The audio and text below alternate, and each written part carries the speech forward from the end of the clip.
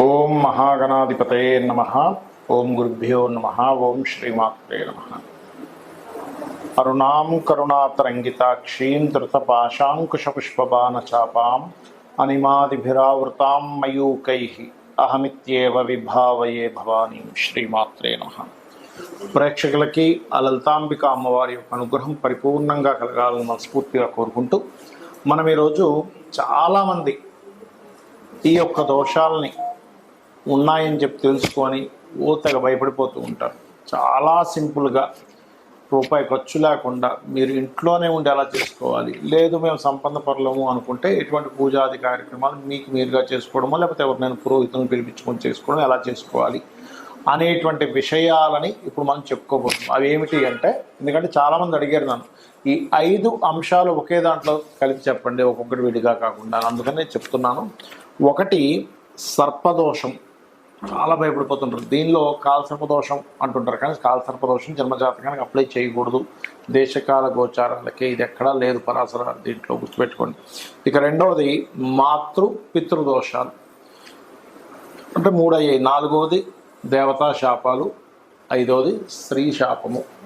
ఇప్పుడు ఈ స్త్రీ శాపం ఎలా వస్తుంది, వీటన్నిటికీ ఏమిటి అనేటువంటి విషయాలు చెప్తుంది నేనైనప్పటికీ కూడా చెప్పిస్తుంది సాక్షాత్ లలిత అమ్మవారిగా భావిస్తూ ఒక్కొక్క లగ్నం గురించి డీటెయిల్గా నేను మీకు చెప్తాను. అలాగే ఎండింగ్లో అసలు జాతకమే లేని వాళ్ళకి ఎటువంటి సిమ్టమ్స్ ఉంటాయి, ఆ సిమ్టమ్స్ని బట్టి మీకు ఇది ఉంది అని అర్థం చేసుకుని మీరు ఎలా చేసుకోవాలని కూడా చెప్తాను. కర్కాటక లగ్నానికి ముఖ్యంగా మీకు సర్పదోషం ఎలా ఏర్పడుతుంది, మీ యొక్క చంద్రుడు కనుక రాహుకేతు మధ్యలో పడ్డా, అలాగే మీకు సర్పగ్రహాలు అయినటువంటి రాహుకేతువులు చంద్ర రాసులు అంటే మీ లగ్నంలో ఉన్న ఈ చంద్రుడు వెళ్ళి పాపగ్రహ సంబంధాలతో, ఎక్కువగా పాపగ్రహ సంబంధాలు రవితో కలిసి, అది మన రాహుకేతులతో కలిసి ఉన్న సర్పదోషం అంటారు. దీనికి ఏంటి మీకు ఫలితం ఏమొస్తుందంటే మానసిక వ్యధ అంటూ ఉంటారు. దీనికి చాలా సింపుల్గా అమ్మవారి యొక్క నామాలు అంటే లలితాసహస్ర నామాలు పెట్టుకొని మెడిటేషన్లాగా ఇలా కూర్చొని చేయండి. మనసుతో వినండి, చెవులతో వినండి, అలాగా ఆ మాధుర్యాన్ని అనుభవించండి. 100% మీకు ఆ సర్పదోషం పోతుంది. లేదు మీకు దగ్గరలో రావి చెట్టు ఉంది, చక్కగా వెళ్ళి అది ప్రదక్షిణం చేసుకుని వాటి మీద వేయండి, లేదా కాళహస్తికి వెళ్ళిపోండి. ఇక అదేవిధంగా పితృదోషాలు, ఏ గ్రహ ప్రభావం. ఇక్కడ మీకు మాతృకారకుడు పూర్వజన్మ కర్మకారకుడు ఒక్కడే, అంటే శుక్రుడు మీకు అవుతాడు. ఈ శుక్రగ్రహం గనక పాడైంది అని అనుకుంటే గనక ఏమవుతుందంటే, శుక్రుడు పర్టికులర్గా మీకు వేటికి కారకుడు అని చెప్పి చూసుకున్నట్లయితే, ఈ శుక్రగ్రహం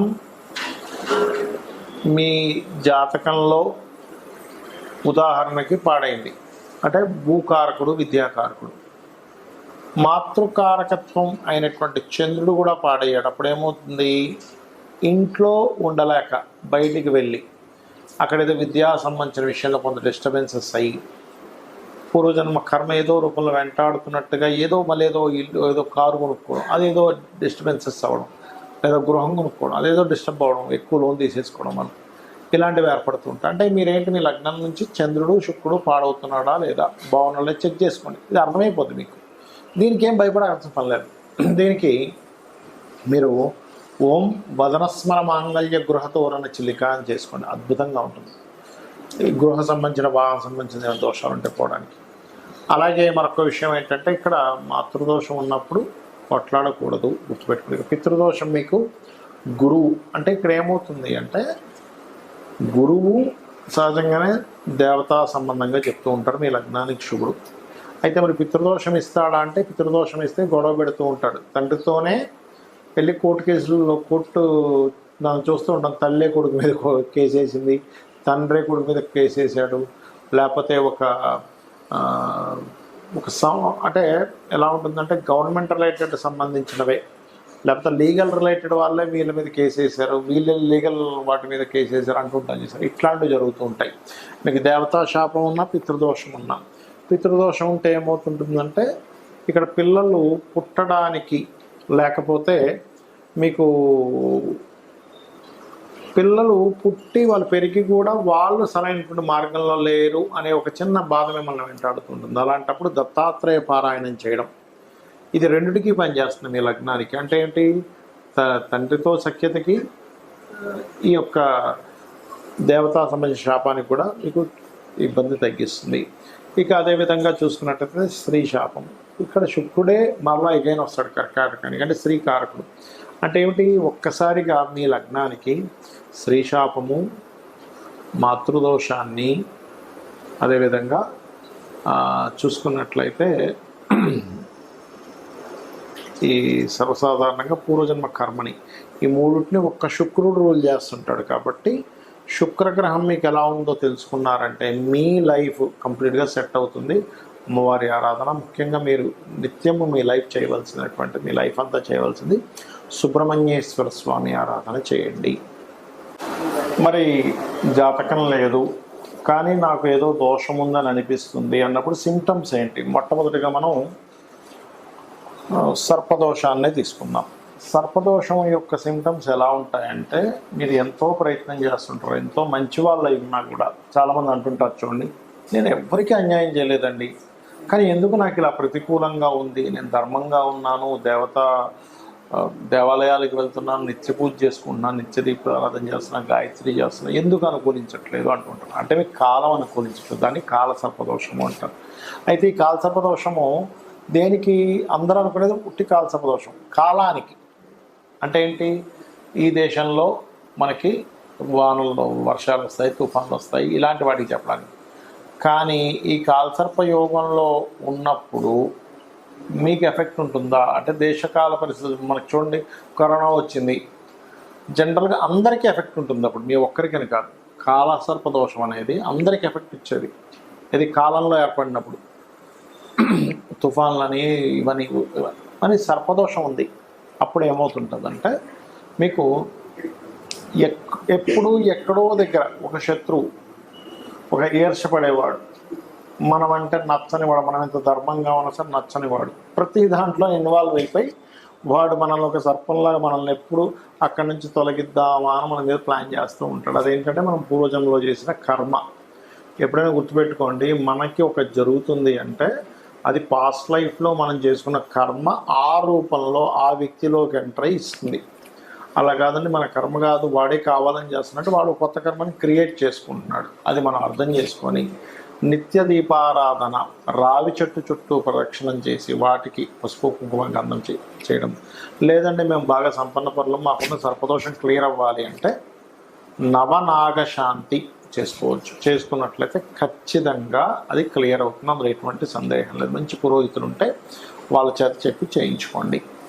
ఇక రెండవది, ఇక్కడ మాతృపితృదోషాలు అసలు ఇవి ఎందుకు ఏర్పడతాయని తెలుసుకోవాలి, మూలం తెలుసుకోవాలి. మనం ఇప్పుడు కూడా ఏర్పడింది అని కాదు, జాతకం తెలియదు కానీ మదర్తో పడట్లేదు. అందరూ నలుగురు పిల్లలు ఉంటే ఒక్కోసారి చూడండి, నలుగురు సంతానం ఉంటారు, తల్లిదండ్రులు చాలా మంచి వాళ్ళు, చాలా ధర్మాత్ములు, అయినా ఎందుకో ఆ అబ్బాయికి తల్లికి పడదు, లేదా అబ్బాయికి తండ్రికి పడదు. ఏమిటి అర్థం కాదు. ఆ అబ్బాయి ఒక రకంగా ప్రవర్తించడం, లేకపోతే ఈ అబ్బాయో లేదా ఈ అమ్మాయి దగ్గరికి వచ్చేసరికి వాళ్ళ యొక్క ప్రవర్తనలో చాలా మార్పులు వచ్చేస్తుంటాయి. ఏమిటి ఇలా మార్పులు వచ్చేస్తున్నాయి అని అనిపిస్తూ ఉంటుంది. వాళ్ళకు కూడా అర్థం కాదు, తల్లిదండ్రులకు కూడా అర్థం కాదు. లోపల వాళ్ళు ఫీల్ అవుతుంటారు, ఏమిటి నేను ఈ అబ్బాయి దగ్గరికి వచ్చేసరికి నాకు డబ్బులు చాలవు, అరే ఇప్పుడు లేవురా అంటే వాడు ఫీల్ అవుతుంటాడు, లేకపోతే ఇప్పుడు లేవు అమ్మ తర్వాత చూద్దామంటే ఫీల్ అవుతుంది, అందరికీ ఇచ్చో నాకు మాత్రం ఇవ్వ అంటే ఏంటవుతుందంటే, మాతృపితృ దోషాలు ఉన్నప్పుడు వాళ్ళు వాంటెడ్గా పూర్వజన్మలో ఉన్నటువంటి కర్మ వల్ల చేసేది ఒకటైతే, వాంటెడ్గా చేస్తున్నట్టు కూడా కొన్నిసార్లు అనిపిస్తుంటుంది పిల్లలకి. కాబట్టి ఇదంతా ఎందుకు జరుగుతుంది, తల్లిని పూర్వజన్మల్లో ఏదో ఇబ్బంది పెట్టాడు, అది ఈ కర్మ ఈ జాతకుడు కావచ్చు, జాతకురాలు కావచ్చు అనుభవించాలి. అలాంటప్పుడు తెలియక చేసే పిచ్చి పనులు ఏంటంటే, మళ్ళీ తల్లితో మళ్ళీ ఫైట్ చేస్తూ ఉంటాడు. దూరంగా ఉండండి. దూరంగా ఉండంటే ఆవిడ వదిలేమని కాదు, ఏమన్నా సరే సైలెంట్గా ఓకే అమ్మ రైట్, మీ పని మీరు చేసుకోండి, శ్రీమాత్రే నమః అనుకుంటూ ఉండండి.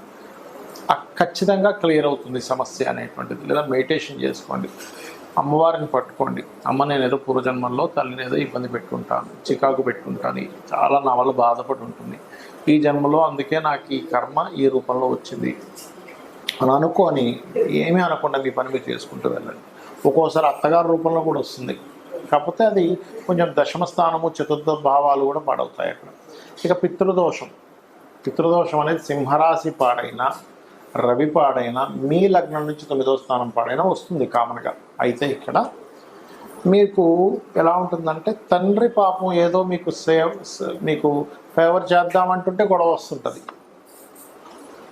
మీరు ఏదైనా చేస్తుంటే తండ్రి ఒప్పుకోడు.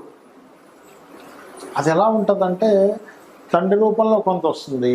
కొన్నిసార్లు మనం ఎన్ని ప్రయత్నాలు చేస్తున్నా పితృదేవతల అనుగ్రహం ఉండదు అక్కడ. ఎందుకు అంటే ఎక్కడో పితృదేవతల యొక్క లైన్ కట్ అయిపోయింది మీ వంశంలో. కట్ అయిపోయినప్పుడు ఏమవుతుంది, దాని సిమ్టమ్స్ ఎలా ఉంటాయంటే సంతానం సరిగ్గా లేకపోవడము, తక్కువ ఏజ్లోనే మరణాలు జరగడం. చూడండి, కొంతమంది అంటుంటారు, మీరు చూస్తే కనుక ఏమిటోనండి మా ఇంట్లో 40-45 ఏళ్ళ కంటే ఎక్కువ బతకట్లేదు మగపిల్లలు, తీరా చూస్తేనేమో పిల్లలేమో అనాథలుగా అయిపోతున్నారు. బికాజ్ ఆఫ్ మీకు ఉండేటువంటి పూర్వజన్మ కర్మల్ని తీసేటువంటి శక్తి దేవతలకి పితృదేవతలకి ఉంటుంది. అంటే పూర్తిగా తీసేయడం అని కాదు, దాని నుంచి ఒక రక్షణ కవచంగా నిలబడుతుంది వాళ్ళ యొక్క ఆశీర్వాదం అనేటువంటిది. కాబట్టి ఇక్కడ ఏమవుతుందంటే ఈ యొక్క కాంబినేషన్స్ ఎప్పుడైతే ఇలా ఉన్నాయో మీకు ఇబ్బంది వస్తూ ఉంటుంది. అప్పుడు కూడా ఏంటి, తండ్రితో ఫైటింగ్ చేయడం, తండ్రి ఏదో ఇవ్వకపోవడం, నలుగురికి ఒకలాగా మీకు ఒకలా చేయడం, ఇలాంటివి జరుగుతూ ఉంటాయి. ఎందుకంటే అక్కడ నుంచి దోషం ఉంది, యోగం లేదు. ఇక్కడ మనం అర్థం చేసుకోవాల్సిన విషయం ఏంటంటే అక్కడ దోషం ఉంది, యోగం లేకపోవడం వల్ల, దోషం వల్ల రావట్లేదు, యోగం ఉండుంటే వచ్చేది అని మీరు అర్థం చేసుకోవాలి. దానికి సింపుల్గా నేను ఇందాక చెప్పినట్టుగా నిత్య పితృతర్పణాలు లేనట్లయితే అమావాస్య నాడైనా సరే పితృదేవతలకి పరంగా మీరు వాళ్ళ కోసమని స్వయం పాకం ఇవ్వడము. అంటే బియ్యము, 2 రకాల కూరగాయలు, పప్పు, ఉప్పు, మిరపకాయలు ఇవన్నీ కలిపిస్తారు. అంటే వంట సామాగ్రి ఏదైతే ఉందో అదంతా కూడా ఇస్తారు. అలా ఒక బెండకాయ ఒక వంకాయ ఇస్తే పాపం వాళ్ళకి సరిపోదు, వాళ్ళు పాపం బాధపడతారు. అది ఇక దేవతాశాపాలు అసలు ఎందుకు వస్తాయి అంటే అందరూ ఏమనుకుంటారు, పూర్వీకుల్లో ఎవరో గుడిలో ఏదో చేశారు, విగ్రహం ఎత్తుకుపోయారు మురారి సినిమాలలోగా అని అనుకుంటారు. కాదు, అది చాలా పెద్ద దోషం. అది తప్పని కాదు నా ఉద్దేశంలో. కానీ ఇక్కడ ఏమిటి అంటే మీ యొక్క పూర్వజన్మల్లో లేకపోతే ఈ జన్మల్లో కూడా ఇంట్లో చేసేటువంటి అగ్నితో చేసేటువంటి దోషాలు కొన్ని ఉంటాయి. అంటే స్నానం చేయకుండా వంటగదిలోకి వెళ్ళడం, స్త్రీలు బయట చేరినప్పుడు వంటగదిలోకి వెళ్ళడం, ఇవన్నీ కూడా కొంతవరకు అగ్నిదేవుడికి సంబంధించిన శాపాలు. కొంత సర్పదోషాలు కూడా వస్తాయి వాటి వల్ల. అలాగే దేవతా సంబంధించినటువంటి విషయంలో కొంతమంది చూడండి, కొన్ని ఎండోన్మెంట్ డిపార్ట్మెంట్స్లో ఉంటూ అక్కడ సొమ్ముని తినేయడం, లేకపోతే దేవుడు మాన్యాన్ని అంటే భగవత్ సంబంధించిన ఆలయానికి సంబంధించినటువంటి భూములు ఉంటే వాటిని జాగ్రత్తగా వాళ్ళు కైవసం చేసుకుని వాటిని వాడేసుకోవడం, అది చాలా పెద్ద దోషం. అదేంటంటే ఒక వంశాలను నాశనం చేసేస్తుంది, గుర్తుపెట్టుకోండి. అస్సలు పొరపాటును కూడా అసలు మీకు దానం ఇస్తేనే, ఎవరైనా భూమి దానం ఇచ్చారనుకోండి, పురోహితులకి ఎవరికైనా బ్రాహ్మణులకి ఇవ్వాలి, ఏదో కుజదోషం ఉంది అని భూదానం ఇచ్చారు అంటే కుజదోషం ఉంటే అందరూ ఇవ్వాలని కాదు, 4వ స్థానం పాడే ఇస్తారు కోసం. అప్పుడు ఆ తీసుకున్నటువంటి బ్రాహ్మణుడు, పురోహితుడు ఎవరైతే తీసుకుంటే, పురోహితుడు అనుకోండి ఇంకోరు అనుకోండి, గాయత్రి చేయాలి. కొన్ని లక్షల కోట్ల గాయత్రి చేస్తే కానీ అది బరాయించే శక్తి రాదు. లేనట్లయితే ఏమవుతుందంటే అది ఎన్ని రేణువులు ఉన్నాయో అన్ని జన్మలు నరకం అనుభవిస్తాడట. అంటే గాయత్రి భూదానం అంటే అంత ఈజీ కాదు. భూదానము, సువర్ణదానం ఇలాంటివన్నీ ఇవేవో నవగ్రహాలకు ఇచ్చే చిన్న దానాలు లాంటివి కాదు. అందరూ సరదాగా తీసేసుకుంటారు, సువర్ణదానం అండి ఇచ్చేసేయండి అని. అంత ఈజీ కాదు. కాబట్టి దీనికి మరి ఏమిటి అంటే ఓం హరనేత్రాగ్ని సందగ్ధ కామ సంజీవన ఔషధి అనే మంత్రం చేసుకోండి. ఇక ఆఖరిగా స్త్రీ శాపం. ఏమీ లేదు, ఇక్కడ స్త్రీని ఇబ్బంది పెట్టాడు జీవుడు, వస్తుంది ఆ దోషం, ఆ రూపంలో వస్తుంది. అందుకని మీరు ఎక్కడికి వెళ్ళినా, మీ జాతకం లేకపోయినా మీకు సిమ్టమ్స్ ఏమర్థమవుతుంటాయి అంటే ఎక్కడికి వెళ్ళినా చిన్నప్పటి నుంచి కూడా ఒక స్త్రీ మూలకంగానే మీరు ఇబ్బంది పడుతూ ఉంటారు. అది పక్కింట్లో ఆడపిల్ల కావచ్చు, మీ ఇంట్లో ఉండే ఆడపడుచులు కావచ్చు, లేకపోతే మీ అత్తగారు కావచ్చు, ఎవరైనా కానీ, లేకపోతే మీకు సొంత చెల్లి కావచ్చు, సొంత భార్య కావచ్చు. ఎక్కువగా భార్య రూపంలో వస్తుంది స్త్రీ శాపం ఎక్కువగా. అందుకే లేదా వివాహ రూపంలో వస్తుంది కొంతమందికి.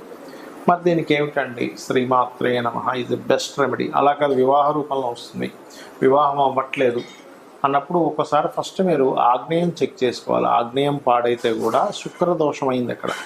శుక్రుడు స్త్రీ కారకుడు కాబట్టి ఇబ్బంది వస్తుంటుంది. అలాంటప్పుడు మీరు చేయవలసింది ఓం శ్రీమాత్రే నమఃతో పాటు వివాహం అవ్వట్లేదు అనుకున్నప్పుడు ఓం కామేశబద్ధ మాంగళ్య సూత్ర శోభిత కందరాయ నమః. ఒక్కోసారి వివాహం అయ్యి కొన్ని ఇబ్బందులు పడుతూ ఉంటారు. అలాంటి వారు ఓం శివకామేశ్వరాంకస్త శివాస్వాధీన వల్లభాయ నమః. లేదంటే అప్పులు ఉన్నాయండి, సర్పదోషం వల్ల నాకు అప్పులు అయిపోయి చెప్తున్నారు అన్నప్పుడు ఓం అపర్ణాయ నమః. ఫినాన్షియల్గా బాగా గ్రోత్ రావాలి, ఓం సంపత్కరీ సమారూఢ సింధుర వ్రజసేవితాయే నమః చేసుకోండి. ఇలాగ అనేకమైనటువంటి నామాలు అమ్మవారి ఉన్నాయి. అది మీరు చేసుకుంటే చాలు. మీరు నాకు డబ్బులు లేవు, అమ్మో నేను చేసుకున్నాను, ఏమీ భయపడకండి, అద్భుతమైనటువంటి ఫలితాలు మీకు వస్తాయి.